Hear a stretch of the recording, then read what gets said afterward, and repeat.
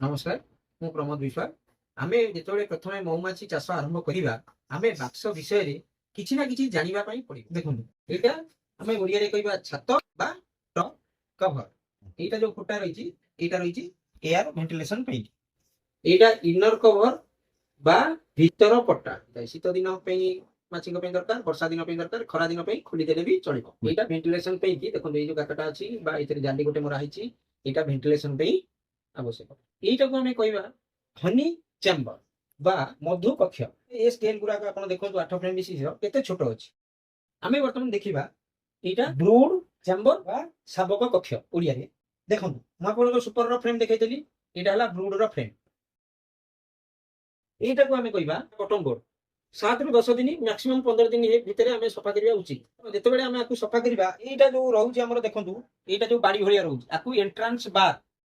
କୁହାଯାଏ ଦେଖନ୍ତୁ ମୁଁ ଆପଣମାନଙ୍କୁ ମୋ ବାକ୍ସ ବିଷୟରେ କିଛି କିଛି ତଥ୍ୟ ଆପଣଙ୍କୁ ଦେଲି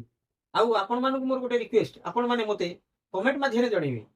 ବାକ୍ସର ଏ ଜାଗାକୁ କଣ କୁହାଯାଏ ଯୋଉଟାକୁ ଆମେ ଧରିକିରି ବାକ୍ସକୁ ଆମେ ଉଠଉଛେ ଆପଣମାନେ ମୋତେ କମେଣ୍ଟ ମାଧ୍ୟମରେ କହିଲେ ମୁଁ ବହୁତ ଖୁସି ହେବି ରହିଲି ଜୟ ଜଗନ୍ନାଥ।